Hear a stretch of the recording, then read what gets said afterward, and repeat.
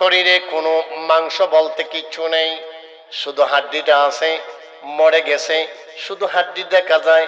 এবার ওনার বিশ্বাস হয়েছে ঠিকই মনে হয়। সুবহানাল্লাহ। বিজ্ঞানীরা এটা থেকে আবিষ্কার করছে ডিএনএ টেস্ট, এটা থেকে আবিষ্কার করছে ফ্রিজ। এবার আসুন,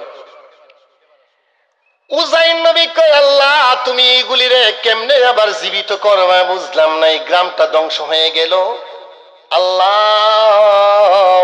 বুঝলাম না। আল্লাহ কয় তোমাকে আমি প্র্যাকটিক্যাল শিক্ষা দেব। প্র্যাকটিক্যাল শিক্ষাটা কি গো? প্র্যাকটিক্যাল শিক্ষা হলো ওইগুলি, এমন ভাবে তোমারে শিক্ষা দিলাম রে, তোমারে এমন আমি ঘুম পাতায় দিলাম, বাল্লা বিস্তামি আতামিন 100 বছর পর্যন্ত ঘুমাইলাই। সুবহানাল্লাহ। বন্ধু এবার আসুন, আল্লাহ পাক আল্লাহর নবী, এবার ইব্রাহিম নবী বলেন, ইউনুস নবী বলেন, মুসা নবী বলেন, সমস্ত নবীগণের সরদারকে কথা বলতে হবে কে? আমার নবী, আপনার নবী রাহমাতুল্লিল, কথা বলেন রাহমাতুল্লিল।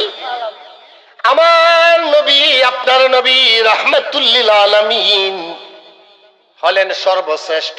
এবার আসুন, আপনি নামাজে দাঁড়াইলেন, আপনি নামাজ পড়তেছেন, আপনি নামাজের মধ্যে আছেন, আপনার পিছনে ভাই ডাক দিছে, নামাজ পড়তেছেন, আপনাকে ভাই ডাক দিছে, আপনার বাবা ডাক দিছে, আপনার মা ডাক দিছে, আপনার বোন ডাক দিছে।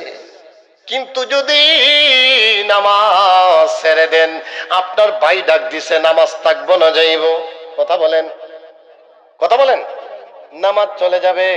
যদি ভাই ডাক দিছেন ডাকে যদি সাড়া দেন, যদি মা ডাক দিছে যদি সাড়া দেন, শ্বশুর ডাক দিছে যদি সাড়া দেন।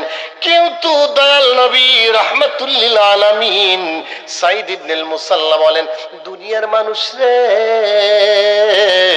আমি যখন নামাজের মধ্যে ছিলাম, কুনতু সাল্লি, আমি নামাজের মধ্যে ছিলাম। কিসের মধ্যে? কথা বলেন, কিসের মধ্যে? নামাজের মধ্যে ছিলাম। ওই নামাজ থাকা অবস্থায় আমার নবী ডাক দিলেন। নামাজ থাকার কারণে কুনতু সাল্লি ফালাম উজিবহু, আমি নামাজে থাকার কারণে জবাব দেই নেই।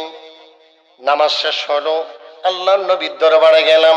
আল্লাহর নবী বললেন, সাইদ ইবনুল মুসাল্লা তুমি যাও নাই, আমার ডাকে সাড়া দেও নাই। এবার শোনো শোনো শোনো শোনো, তুমি যখন যাও নাই, আমি ডাক দিলাম, তুমি আমার ডাকে তুমি আসো নাই রে। কেন আসো নাই?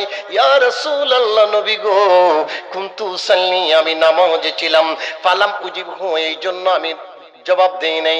এবার আল্লাহর নবী বলেন, ইয়া আইয়ুহাল্লাযীনা আমানুস্তাজিবু লিল্লাহি ওয়া লিররাসূলি ইযা দাআকুম, চিৎকার মেরে বলুন আল্লাহু আকবার।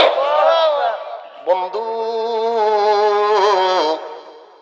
এবার নবী বলতেছেন, এই যারা ইমানদারেরা শোনো, তোমাদেরকে যখন নবী এবং আমি আল্লাহ ডাক দেব, ডাকার সাথে সাথে কিসের নামাজ, কিসের ঘুম, কিসের খাদ্য, সব কিছু ছেড়ে, দুনিয়ার সব কিছু ছেড়ে আমার নবী ডাকে সাড়া দিতে হবে। হাফিজ ভাই আসেন আসেন, স্টেজে আসেন। বন্ধু বলছিলাম, বন্ধু, কারণ এমন এক মাহফিল, চারদিকে মানুষ আছেন রাস্তাঘাটে, আমি সকলে দৃষ্টি আকর্ষণ করছি, আমি আপনাদের বর্তমান সময়ের জন্য মেহমান, বর্তমান সময়ের জন্য মেহমান। আপনারা মাহফিল এখনো রাত বেশি হয় নাই, যে যেখানে আছেন, আল্লামা আমজাদ হোসেন জালালী সাহেব আপনাদেরকে প্রাণ ভরে আলোচনা শুনিয়েছেন। উনি বলছিলেন যে বিভিন্ন ফুলের বিভিন্ন ঘ্রাণ, এটা বাস্তব, বিভিন্ন ফুলের বিভিন্ন ঘ্রাণ। এই আমার ভাই, বড় ভাই হাফিজুর রহমান সাহেব, এই বড় ভাই যদি আলোচনা করেন, উনার ধারাবাহিকতা, উনার ক্যাটাগরি, উনার জ্ঞান গরিমা, উনার সিরাত সুরত মুজাসসাম নমুনায় পদ্ধতি আলাদা কিনা, কথা বলেন আলাদা কিনা। ঠিক তেমনি ভাবে বেলি ফুলের ঘ্রাণ একরকম, আবার জবা ফুল একরকম দেখতে, গোলাপ ফুলের ঘ্রাণটা আরেক রকম, বকুল ফুলের ঘ্রাণটা আরেক রকম। বিভিন্ন আলেমের বিভিন্ন শান, বিভিন্ন বক্তার বিভিন্ন শান, ঠিক কিনা বলেন? আমার বাইরে যদি আলোচনা দেন দেখা যাবে হয়তো আমার চেয়ে আমার ভাইয়ের অবশ্যই ভালো হয়েছে, কিন্তু উনি উনার মতো করে, আমি আমার মতো করে, ঠিক কিনা? এবার আসুন, বলতেছিলাম এক জায়গা থেকে আরেক জায়গায় চলে যেতে হবে। বাহিরে মানুষ আছে শুনতেছেন, কয়েকবার ওয়াজ শুনি আমরা বাড়ি থেকে, এর আগে আমরা অনেক শুনছি, কারণ 20-25টা গজলই শুনছি, আমরার মনটা বইরা গেছে। আমরা শুনছি জিকির, শুনছি আকবার, শুনছি আলোচনা, সবগুলি পেয়ে গেছি। সফি আহমদ খান সাহেব আসছেন, অসুবিধা নাই, আমরা মাঠের মধ্যে বসা লাগবে না। বাড়িতে এখনো মানুষ ঘুমায়, ঘুমাইছে? ঘুমায় নাই, বাড়িতে বসে বসে আলোচনা শুনতেছেন। বন্ধু, এবার আপনাদেরকে আমি একটা আলোচনায় নিয়ে যেতে চাই, রাজি আছেন ইনশাল্লাহ? শুনতে রাজি আছেন? একটা জিনিস দেখবেন, চৈত্র মাসের ঝড় তুফানে, মানে চৈত্র মাস আসছে, আর ওই সময়ের ঝড় তুফানে যদি ওই আপনার মানে আমের কোটি আম ঝরে যায়, পড়ে যায়, বৈশাখ মাসের ঝড় তুফানে থাকে না, পরে জ্যৈষ্ঠ মাসে কিছু আম, কথা বলেন না, কিছু আম থাকে। এই আমগুলি পাকলে টেস্ট হয়, কি হয়? খুব মজাদার হয়। এবং যেগুলি থাকে এগুলি দামি কিনা, কথা বলেন, এগুলি দামি কিনা? আপনারা যারা আছেন, আপনারা যারা বসা আছেন, ওয়াল্লাহি বিরাব্বিল কাবা, অবশ্যই অবশ্যই আপনাদের দাম আমার আল্লাহ পাকের দরবারে অবশ্যই আছে। সুবহানাল্লাহ।